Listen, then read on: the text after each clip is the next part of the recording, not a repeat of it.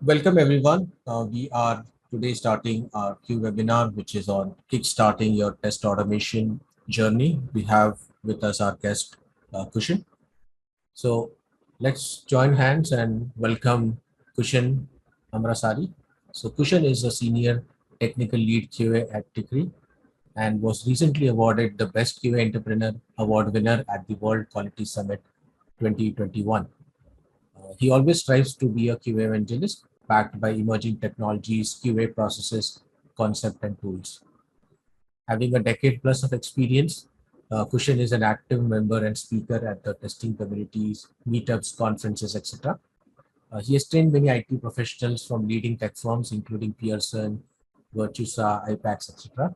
I'm really glad to have Kushan accept the invite to share his experiences and learning with the community.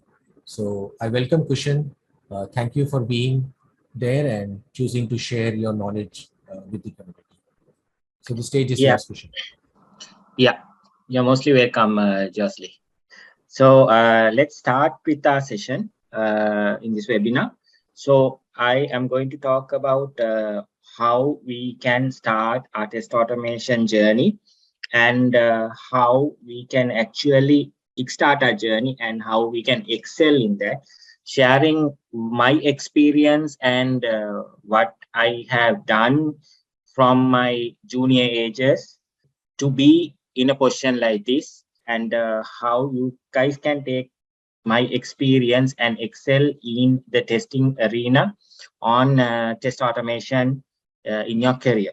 I'm currently working at Tikri, which is a Sweden company, Sweden and Norwegian. So I'm the senior tech lead there, doing test automation practices also. And I have been here in the industry for more than 16 plus years. And test automation is my passion and where my expertise is on. So let's move on. So what is test automation? Everyone has different kind of views, different kind of definitions. To be a kind of a expert, what I want to mention is test automation is one of the expertise skill area, specialized area in QA, right?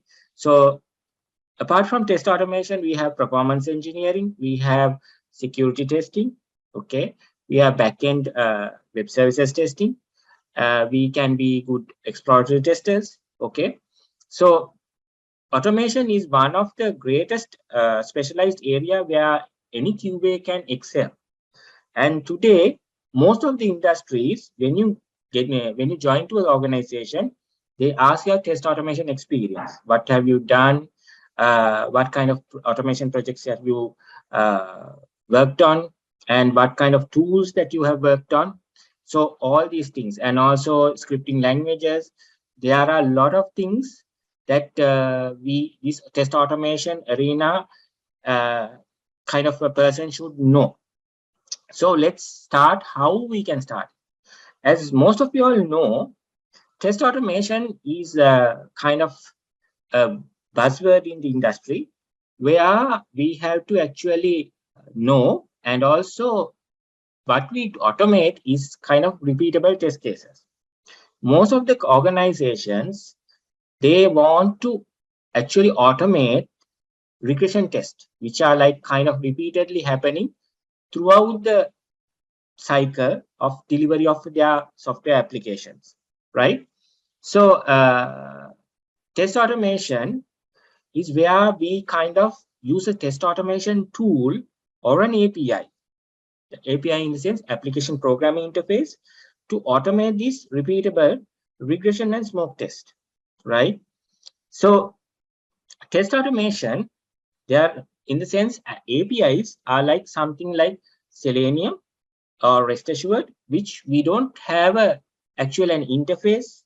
What we do is we use an IDE and we download the necessary libraries, or which we call APIs, application programming interfaces, and try to use those libraries, classes, and methods to automate the application and the test that we are going to automate. So today, when we come to organizations, they ask about, do we know test automation? and they ask questions from giving some practical scenarios, how we try to solve this. And also they will ask whether you know tools, specific tools like Selenium, like Rest Assured. There are ample set of tools in the industry.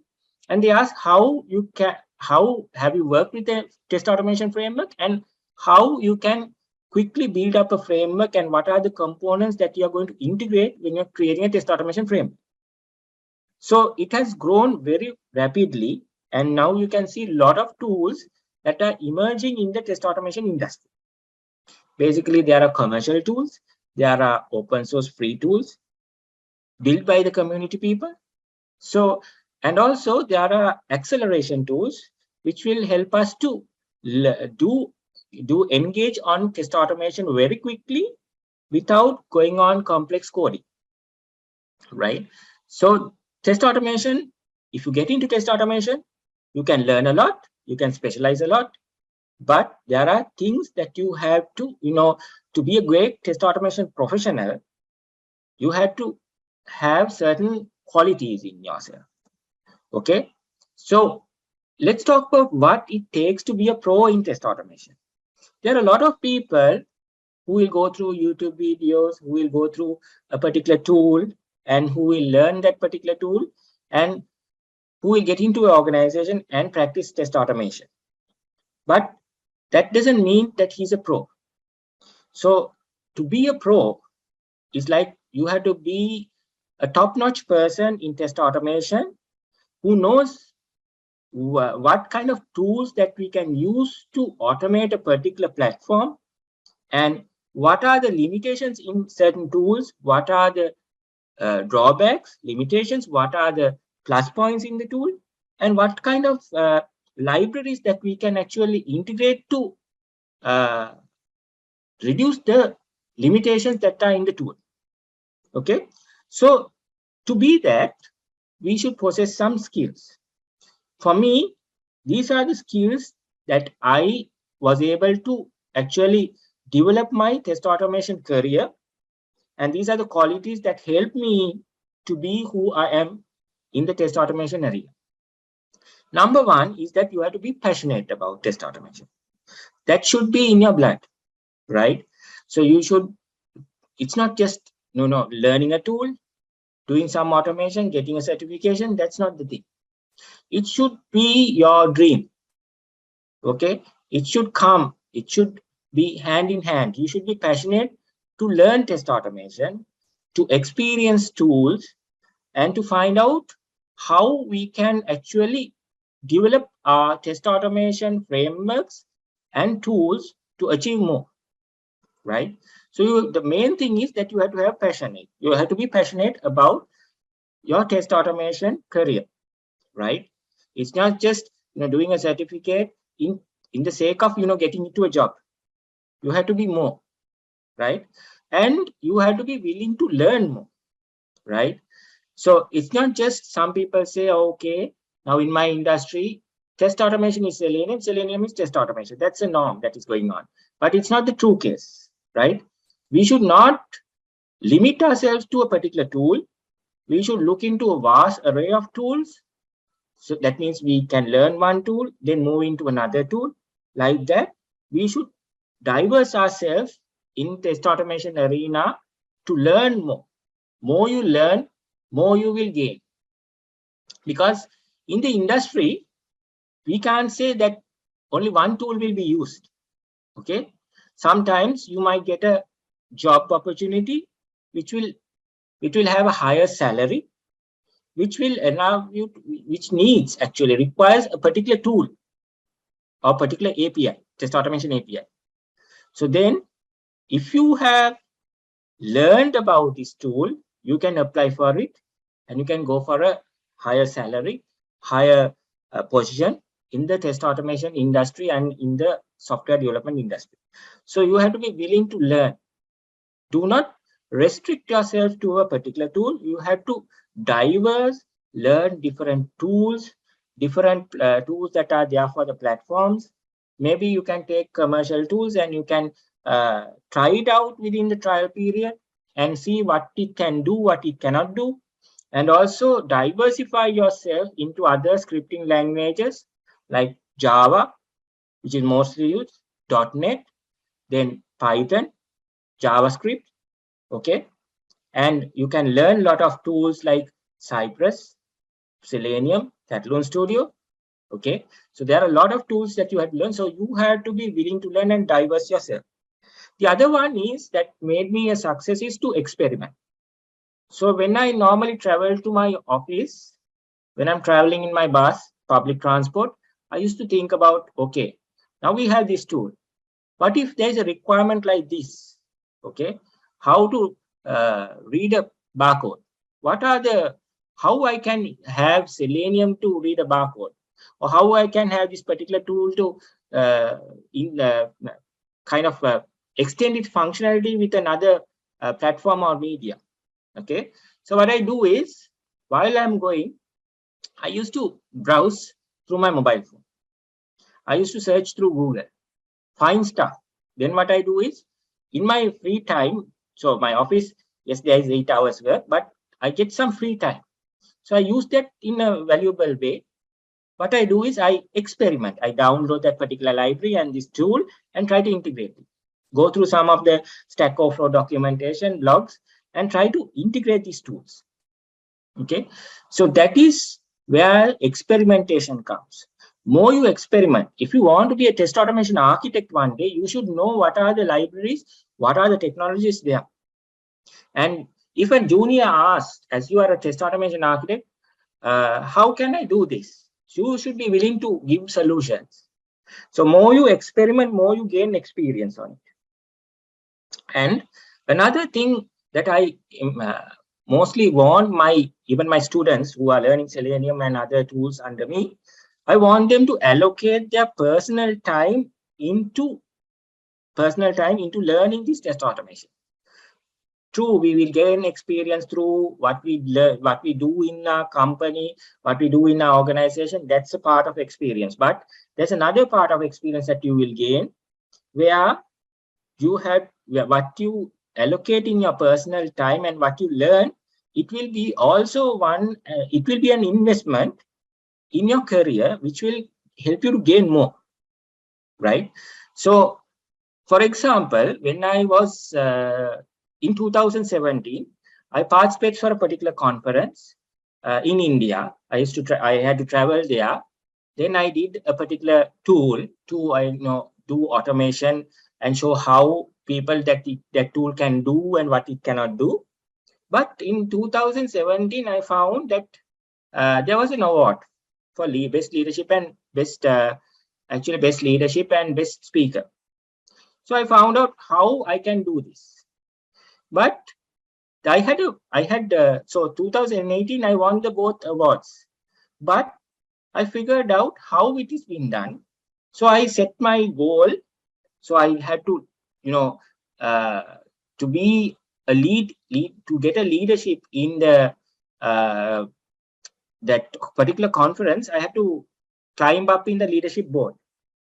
Okay, so what I did is, even I was so passionate about learning test automation, I allocated my time 2 to 3 hours to learn test automation and to expand my career on test automation. And what I did is, I tried to experiment stuff, right? Certain technologies integrating with certain tools. I used to break their boundaries and I used to achieve more. So what happened was, I was able to submit 25 research topics in that conference. A one-man show from one organization, from one country. But then I got the leadership award and also best speaker, because I did a web services test automation tool or automation tool actually on how to show how it can do. And also I got opportunities to do workshops in India from the tools, from the technologies that I've learned from personal learning. So that's why I was able to expand my career and come to this place because of my personal learning. So it gave me a return. And the next thing is willing to share. So keeping things to yourself will never make you a leader. So if you want to be a pro, you have to be willing to share stuff through blogging, through YouTube videos, through chat groups. What Justy said, Slack group, we can join into the Slack group and we can contribute stuff. So what we have learned, we can also gain from what others have learned. So this is kind of where we share. So what I have done in LinkedIn also, I have shared 300 out of articles, which I did during my personal learning. So it had helped people to grow and also get their viewpoints on what I have shared and to expand my knowledge areas also. So the crucial points here I have said will actually help you all to build your automation career and to be a professional, top-notch automation professional in the industry. First step that what you have to do when you kickstart your automation journey, you have to read a lot, right? You have to know, when I ask from certain people, what do you know about a particular tool?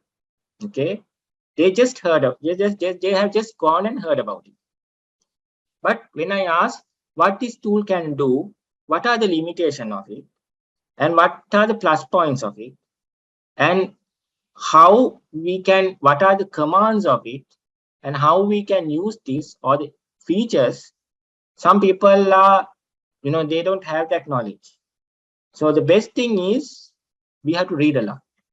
Even when we are going to know about a tool, we have to go through the tools website, blogs, and even the functional API documentation to know what this tool can do, right? And you can also learn what this tool cannot do. But the top-notch person will try to eliminate certain limitations by integrating certain kind of functionalities with other APIs. Okay, if it's an open source tool, it is very easy to do. But the main thing is, you guys have to learn, you guys have to read about test automation tools, and views of other people who have written blogs, so that you will get an overall idea of what test automation is currently in the industry and how it's going to be in the future, right? And you have to know the second step is read about it, learn what kind of tools are available, commercial, open source, what are there, and how they have been used, what platforms they support. All these things you have to read. Okay, what kind of technologies it use, what kind of scripting languages it use. So you have to have a broader idea. Then next thing is, some people ask from me, Kushan, what are the popular scripting languages that is happening, that is used in industry? And they ask, what tool supports this? Okay, but then they ask, how much of Java do I have to learn? Okay, so to start all this, we should start learning scripting languages. There are tools where you don't have to use scripting languages, but there are certain tools you have to. Some tools, even if we take Postman or SOAP UI, we can use certain scripting language to enhance its functionality. Okay, so learning scripting languages is the next part. After reading about test automation blogs, you can know what is the current view. Then you can look at the tools, and you can download and see videos and also experiment these things. And the next part is you have to learn a test automation scripting language. That means a programming language, because you will work with certain scripting languages when you are doing test automation. So you can go through blogs, tutorials that is available, YouTube videos, get a good source of YouTube videos. You can go through Tools QA, Tutorial Point, Guru 99. All these things will help you to learn test automation from scratch, test automation scripting from scratch. So you have to learn about object orientation, how We have to use object orientation in when we are doing scripting in test automation. All these things we have to know. Then you can, as I told you all, we can go through a set of tutorials. Okay, get good set of teachers who teach online through set of tutorials who have published in the internet and also in YouTube videos, that you can help go through this automation learning process. So this is the first step everyone should go through. Second step, okay, learn about tools most used. There are tools in the industry which are used less. There are tools which are used commonly. So main thing is you should know what kind of tools are being used by large set of people, testers. Okay, and also you have to know about upcoming trends. If it's RPA, you should know about what are the RPA tools. If it's going to JavaScripting tools, if the automation is going towards JavaScripting, you should know what are the JavaScripting automation tools. And then what you have to do is, once you check on these most learned tools, you have to go to the website, learn about the tools, download it, get kind of save the, you have to download the API. That the API means the commands that we use to automate a particular scenario. Then we have to actually download it, then get some example sites and try to do some basic scripting on it, so that you are familiar with this tool, and keep the API document handy. So each tool has their own commands. Even a codeless tool has certain features. So you have to keep that user guide, API documents with you once you are going to work hands-on with this tool. Okay. So then also you have to get logged into support sites. Like, for example, I recommend engineers, test automation engineers, professionals to have their own Stack Overflow account. Rather than just, typing the problem and getting the solution, I really prefer people to have their Stack Overflow account and post their problem there, so that people will interact. Even go to the particular you have a GitHub account, and go to a particular GitHub page, and if you have any problem, post the problem. Actually, if you go to even Selenium, they give you answers within 45 minutes, 30 minutes time. So you have to get really involved in this, right? Step number 3. Now next one is go through some demo sites, download the particular tool, okay, and try to get familiarized with this tool, how we can start scripting, how we should install the libraries, how we should use its functionality if it's a codeless tool. So we have to know how we can drive the tool on the road of test automation, right?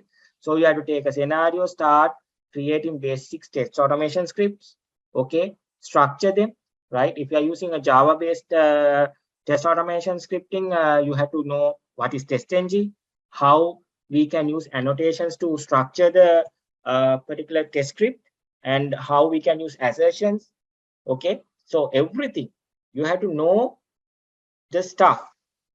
If you don't know how to put the correct gears, you can't drive the car on the road. So that you have to know what is this test automation. You have to be the driver to drive this test automation. So finally, just doing scripting is not sufficient. You should get it reviewed by a professional. You can tell your lead to review it. You can tell one of your industry professionals to review your test automation script, so that they can give you a feedback where you have gone wrong. Okay.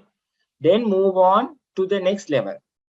Say you have done a basic test automation, you have done some automations, and then come up to the position to create a framework with that particular tool, and start creating the framework, integrating the components, and moving towards that.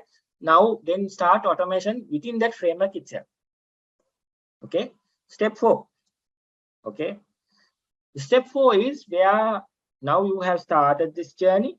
You are halfway, right? You know a particular tool or set of, you have an idea of set of tools in the industry, right? So you have chosen one tool, right? Then what happens is you look at creating a framework. Now you have done some basic automation, you know about the commands and API commands and the features. Okay. Now what we do is we create a framework. We integrate the usability, data-driven, reporting, and all these things, and we try to come up with a framework. So with the tool that you're familiar with.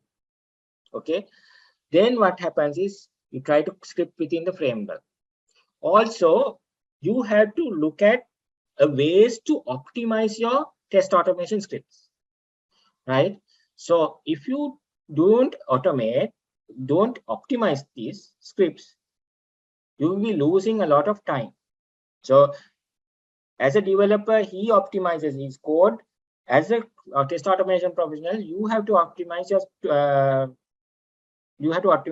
your test automation scripts. That means try to come up with, if you're running Selenium or if you're running some kind of a UI-based automation, try to optimize it by using headless automation. Try to reduce the number of variables used. All these things you have to try to optimize and try to make the script efficiently run much faster, so that more time you save when you are running test automation scripting. And also look at the best practices, right?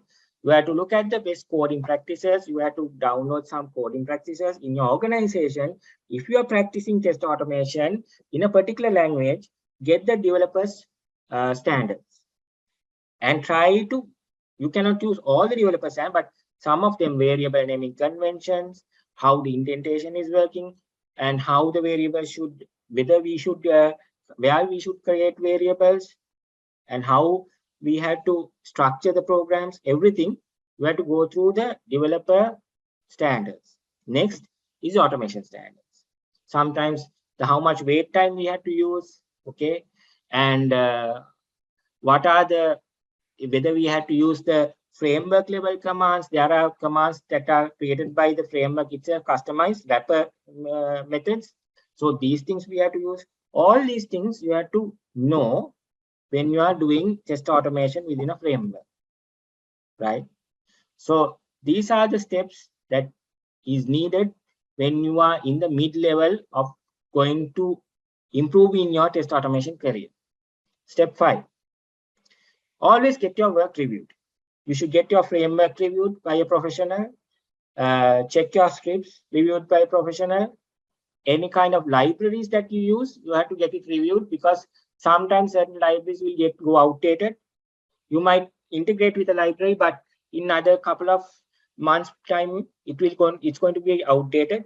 And also the tool that you're going to select, also you have to review yourself and to get some feedback from others, right? So when you select a tool in your organization, you have to actually do a proof of concept. That means you have to take 3 or 4 tools and you have to evaluate it against certain criteria, right? For example, cost-wise. So if you take a particular tool, if it's open source, we don't need, higher cost. We don't need license cost. And the customer also who's going to gain from automation is also happy because he don't have to spend for licensing. And if you, another thing you have to see is the lifespan of the tool. Some tools just comes up and goes off, right? It won't be lucky because the features are not available. It doesn't support certain platforms, right? It doesn't help the automation person to complete a scenario very quickly.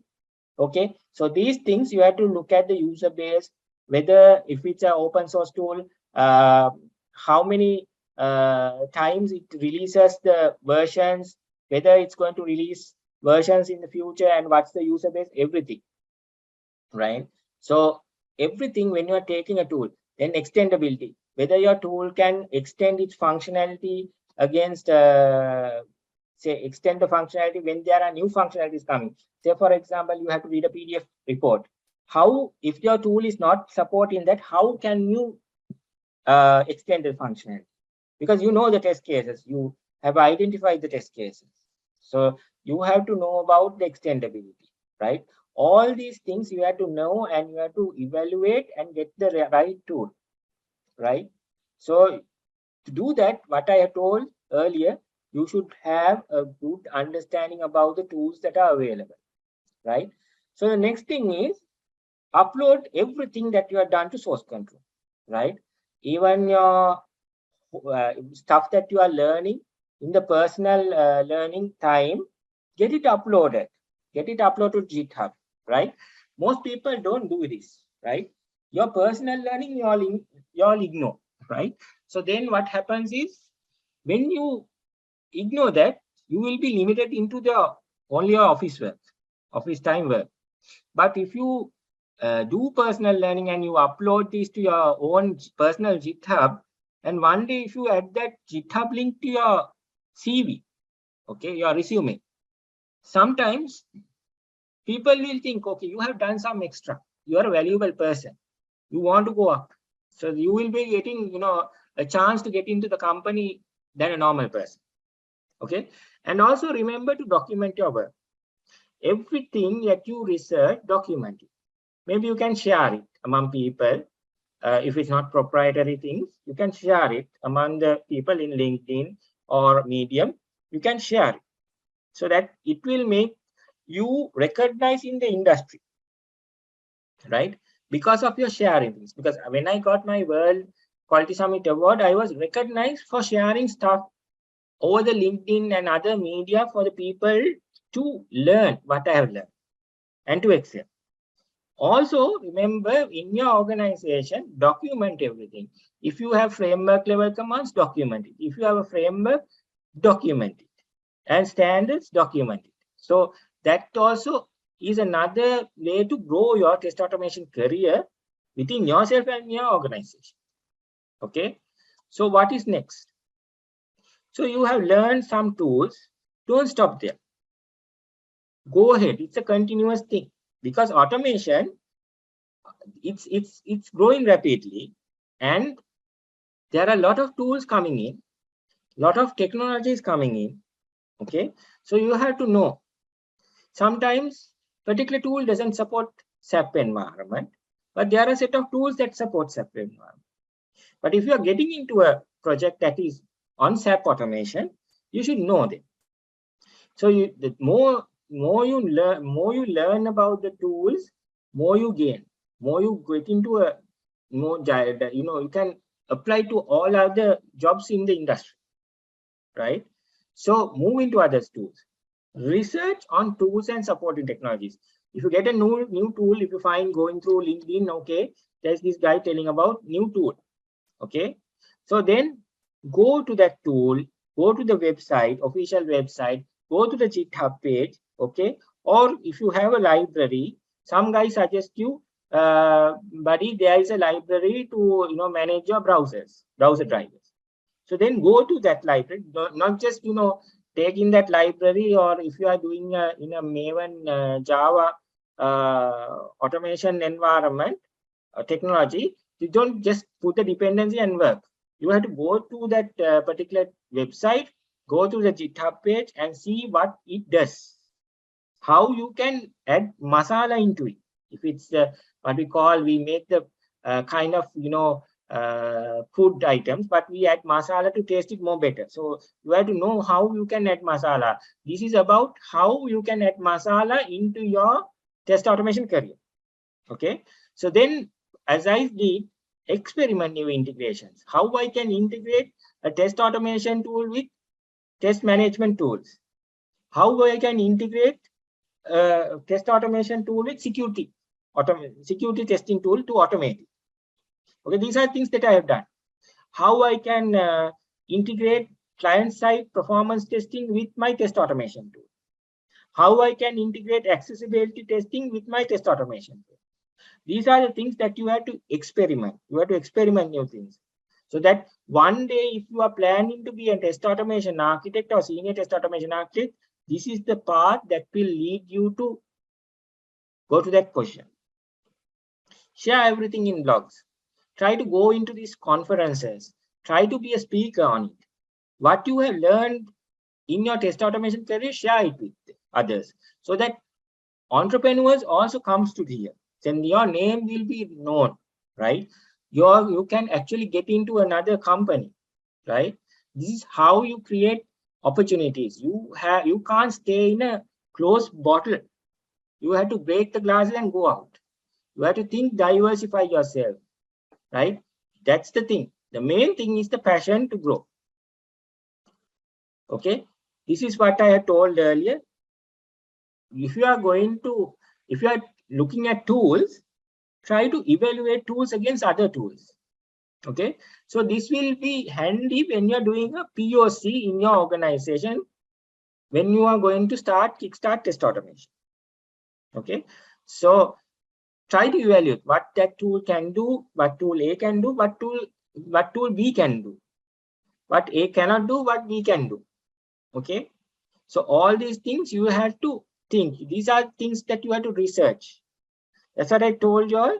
It's not an 8 hours job.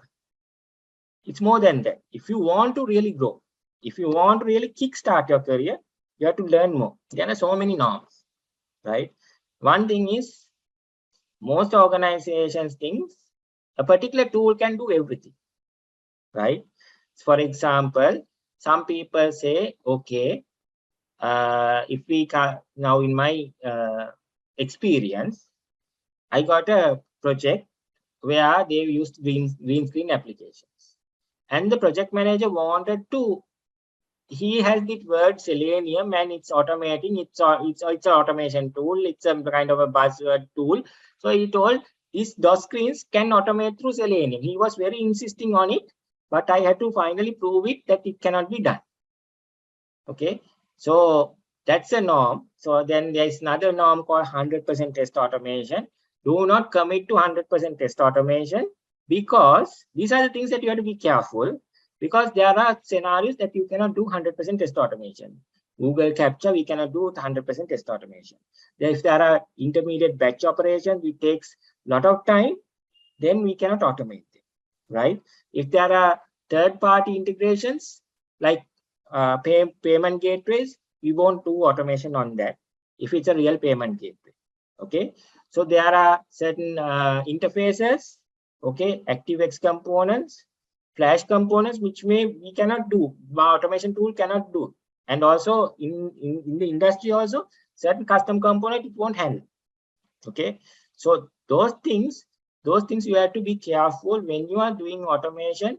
Don't rely on one tool. That's my advice. You have to learn about a lot of tools, and you have to have a basic understanding in your mind what this tool can do, what the other tool cannot, this tool can do, and what it cannot do, and whether we can integrate with two tools to do it. Sometimes there are opportunities. For example, I will tell you, there is a scenario where you create a user through website, right? Then you have to ensure that user is created through a web service, and you have to ensure that that user can be that you created user can access the mobile application. So this is end-to-end scenario.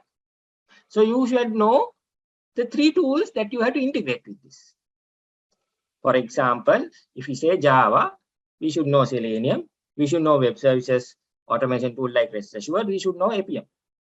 So you see that there are situations that these three tools will come together in one framework. And also there are certain interfaces where you might have to get on with a developer, and with your technological expertise, you may have to develop a customized tool to automate certain platforms. So that's the big challenge that we have. Okay, so I have done my presentation. Hope you got more insight. If Jocelyn, if anyone has some Q&A, they can share. Thank you so much, Kushan. I think it was a really wonderful webinar. I like the way that you presented in a very stepwise fashion. I think it will be useful for all of us here to digest this fact, and for many of us starting our careers in test automation, I think these were some of the golden insights, I would say, entering into test automation. So, in terms of the questions, keep them coming. We'll definitely try to see how much of them we can answer. So, if you have any questions, please put them in the Q&A. I'll try to take a few questions. And before I get to some of the questions being asked and while the attendees key in, so Kushan, I'd like to ask you one important question. There has been a lot of talk right now in the industry, which language to go after, like, whether it's Java, C Sharp, Python, which is the best language when someone is starting into test automation. So, what would you advise on this language dilemma? Okay. So what I think is a person should actually, when he's going to start his automation career in say code-based automation, we call it code-based automation, and there's codeless automation.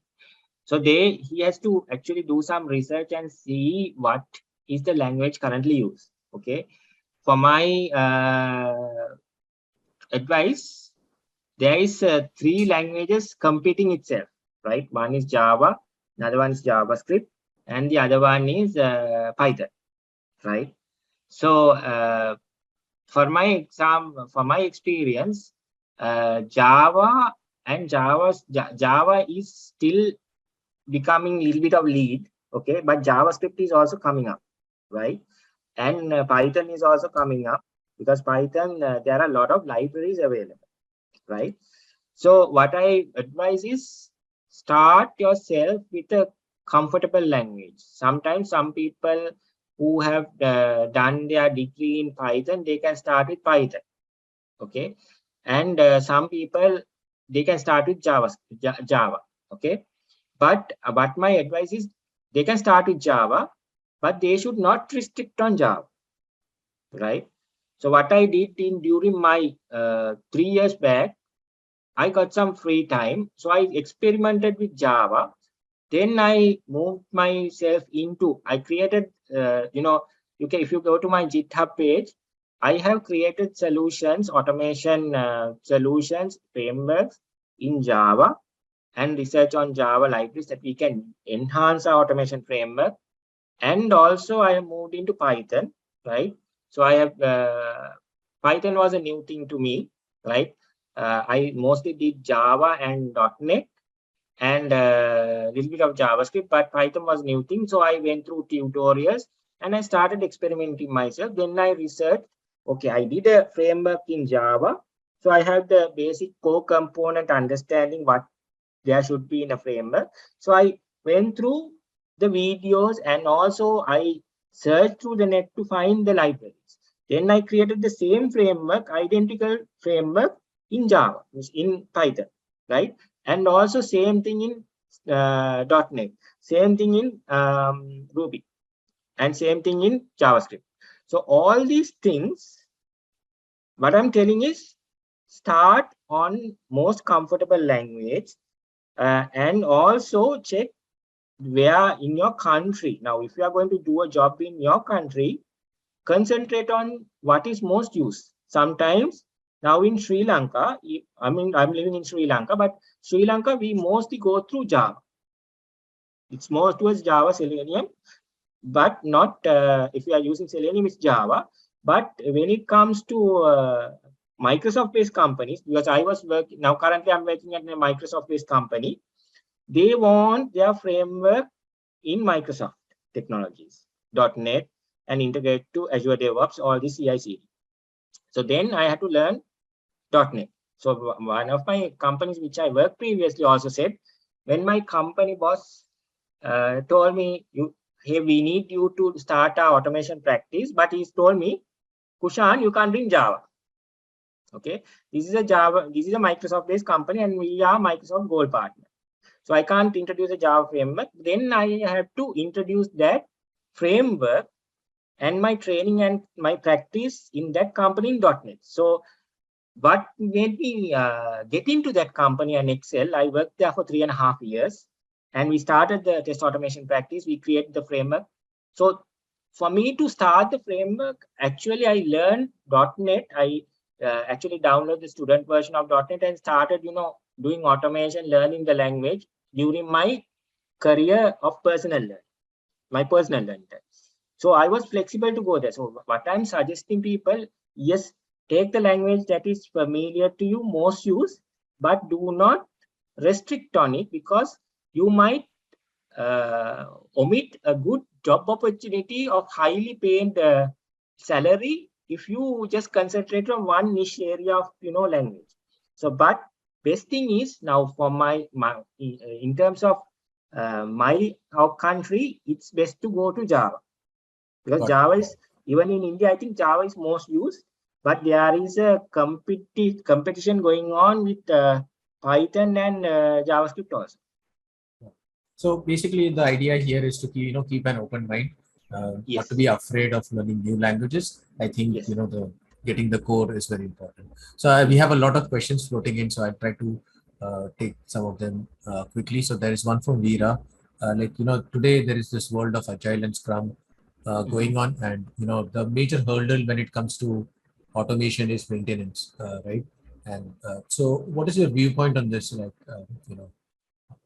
How to get out of Okay. this So maintenance shackle. what happens is, when your project is under heavy UI changes, okay, basically what I suggest is, say for example, if we have not gone to production and still the production is on MVP, minimum viable product, and it's continuously changing, the one option is to hold automation. And once the product is stable and it's gone to production, we can start automation itself. That's a good reason that we can do. Otherwise, we can actually create a framework where we can integrate these rapid changes into the framework itself. Like, we can create a page object model. Like if there is continuous element changes, so then we have to structure the framework in such a way. So for example, we can tell the developers to create objects elements through ID and name, rather than going through XPath, because XPath or other things, these things, XPath, the positions change and it will go for a 6, like if it's rapidly changing. But if ID and name it's same, there is a less amount of changes that we have to do. Okay. The other thing is, we can go for not record and playback, we can go for low code tools, right? Where our effort is less to integrate changes into our automation scripts. So it's not a everything. There's no book or Bible created, justly. So it's something that we have to take decisions, and take decisions with our experience also. And I think nowadays, there are tools coming up where they're giving options of self-healing. Yes. Even on the open source front, there are open source tools also adopting this concept of healing during the run. So I think it's about exploring on these Yeah. kind of Self-healing. self-healing features. Yes. Yes. Maybe Veera, you could explore Yes. that. So Yes, because mhm. there is a self-healing library for Selenium also. You can download it and use it. Yeah. So there is a question from Evangelist. I'll try to generalize it in some sense. So basically, he's asking if there are any YouTube videos or courses one should consider. So do you want to generically say where someone can start off learning about automation, how they can get started? I mean, or probably what was your journey, uh, into studying automation? Anything you Okay. want to share? So my journey of studying automation, I didn't have a tutor, right? So basically, I got started my automation when I was actually an engineer. But what I did is, I actually, to learn automation, actually I browsed the internet. I browsed the internet very heavily, right? But there are things that I kind of use. My attitude is towards more out of the box thinking, right? So what I did is, I used to browse the internet a lot and learn about stuff, right? I didn't, even in a YouTube channel, I didn't, restrict myself into one person, right? So if there are things that I have to know, say for example, Selenium Basic, yes, I used to refer 3 or 4 websites, right? Then I used to see one website has certain chapter which is good, but the other chapter might not be good. So then I move into another website. Okay. Then also YouTube. Also, when I get certain problems, I used to Google through YouTube, Google and find the videos. I will go to the videos tab and find particular videos, and I go through that particular area. I used to, study, because I didn't had a lecturer, I didn't had a teacher, but actually I am training. I think some of my students have also joined today, but I'm not promoting my course, but what I have what I have been teaching them is what I have gained experience in working in multiple projects, multiple organizations. And it's about, actually, it's not relying one side. Mostly what has helped me is, when I get into problems, Stack Overflow has helped me a lot, right? And also I read Selenium blog. There is a site called Selenium blog which gives you more updates on Selenium, and you have to go through these blogs. Some tool providers give blogs, and also you have to read. For me, I was also going through LinkedIn. So I was going through other people's views and also giving my view. And also I was reading other articles, product sites, all these things. And I met, actually, I went to conferences, I met people, right? Tool entrepreneurs, then people who have developed tools. That's what I have done. So it's mainly, it's a mixture of it. I cannot say if there is a standard person, there is a god in test automation that you guys have to go on, because for me, some people come towards me because they can't understand the YouTube videos. They say they need certain guidance. So that's what they say. They have gone through videos, tutorials, but they don't know what to practice best. What are the best standards and all these things. So, but then you guys can contact me, not because of a course, but you can contact me and ask for help. Kushan, what is this thing? How can it be? So I'm there in LinkedIn. Can contact me through LinkedIn. But you can have another personal person who can help you all to guide. So it's better to have a person to guide you. Very important, right? Choosing your mentor, finding someone Yes. who you can mentor, and like you also mentioned in your talk, find someone who can, review your automation code. Because if someone is experienced, they'll be able to guide you much better, into getting things done, which probably no course or no video can actually teach you. Yes. So that is important. So build connections, build your network with the right people in the right direction. Right? So that is a short answer for this one. I'll take one from Safina. So, Kushan, there's like a lot of tools out there today in the market, and for a beginner, they might get very confused, right? Where to go and what how to get started. So she has a question, like as a beginner, I mean, how should I go about exploring, or how should I go about finding the right fit for, for uh, my context or for my organization? So that's what is the question. Okay. So as a beginner, what my suggestion is, you have to do some R&D, right? You have to do some research. You have to see what kind of tools in this so in this particular industry. So industry, in the sense, it's not specific to the country. Okay. Sometimes we might get a chance in abroad, but when we take overall world, what is the most used tool? What companies wants, what companies engage, what is the most used tool, and then also see what is the future of that tool also. Because once you study, there should be a future of 3 years or 4 years, right? There are tools which comes and goes off, right? Which are not success, right? People develop tools, but it's not a success. As I told, sometimes it's very difficult to automate. Sometimes there is less amount of features available. Okay. So sometimes the new modern technologies, it doesn't support, right? So there is a challenge. So what we have to do is, we have to do some R&D and see what is the tool that is currently being most used, right? Then start from that position and start with the basics. Like if we are going for a code-based tool, first of all, you have to know Java. If you are knowing Java, you have to know basics of Java and object orientation. Then you can download that particular tool, or you can start download the API and then start basic scripting. Then you can do take a demo site and start creating your own scenarios and do sort of automation. Then you can go for a framework development. Then from there, don't stop from there. Go to the next available, next most used tool, like that. Because more you know, more you are, right? Sometimes you might have to know, say Selenium is most used in the industry. Then what about web services? What is the most used web services automation tool? Then try on that one.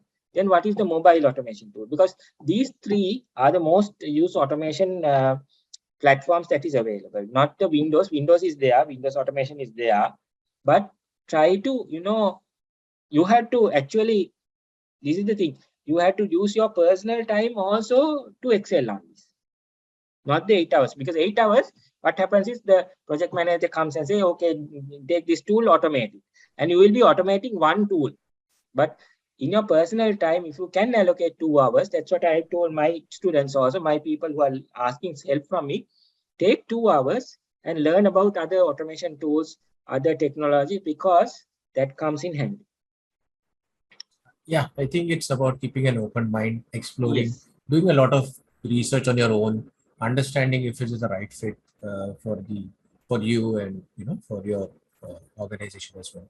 So yeah, we are on the top of our question. So I'll have probably a select two questions or the last two questions before we call this off. So the first one is maybe if you could keep it short, but like as an interviewer, I'm sure you might be taking a lot of interviews Yes. when it comes to hiring, automation engineers, and I'm sure some of us here on the call will be aspiring, to get a job as an automation test engineer or trying to put a mark there.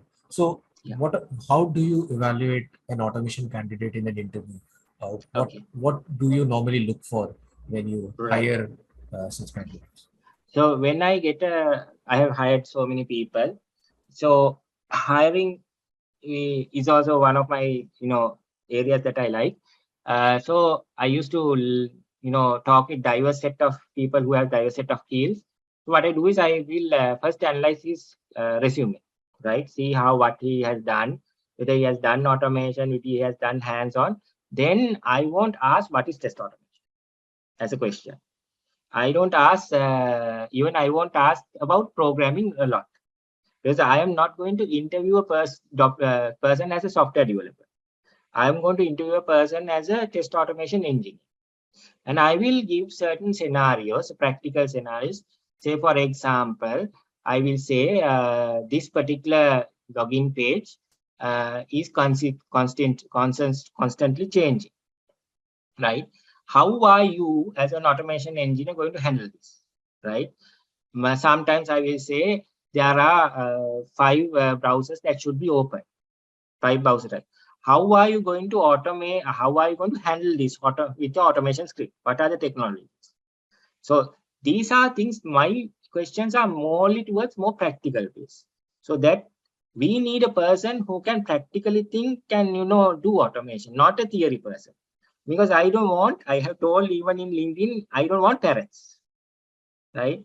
So there are a lot of people I have seen in LinkedIn, they are putting 100 questions in test automation, 100 questions. That won't work, right? If you have to really do practically, because those questions and answers will help you to sometimes a normal person to get into the test automation job. But finally, it's the practicality that you have to think. So what I do is, my automation is about, even I give a set of locators and I say how you can, what is the optimized way of capturing these locators. Okay, as you asked in the one of the questions, how we can handle constantly changing interfaces, everything.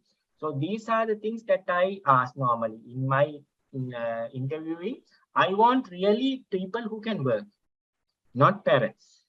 So I think the key takeaway here would be Yeah. for all of us attending to do hands-on, make Mm. your hands dirty, and that's when you can tackle Yeah. such kind of interviews. The theory knowledge may be effective, but not to an extent where you No. could actually get hired. So Yes. I think this is good. I'll just probably ask you the last question. I know there are a lot of questions coming in. Definitely, you can reach out to Kushan. He's very approachable. I've networked with him from I think last 3 to 4 years now, and I've been following all his wonderful work. So please do go on LinkedIn and connect with him. Obviously, we cannot answer or take all of your questions in this short time, but I'd like to end it with the last question here. And I think it's for you, Kushan, in terms of I know you summarized a lot of things, a lot of steps, but what would be your final summarized advice to people, you know, trying to get to becoming a test automation pro? Okay. So my summarized thing is have a passion about it, right? So what I'm here now is that my passion, right? And the next thing is do a lot of personal learning. That has actually given me, Josley, a great return on investment. That's a great return, right? And also diversify yourself. Not just Selenium. I know Java, Selenium. If you stay like that, you will be outdated because industry wants are demands, needs are changing in automation. So we have to diversify. So those are the three.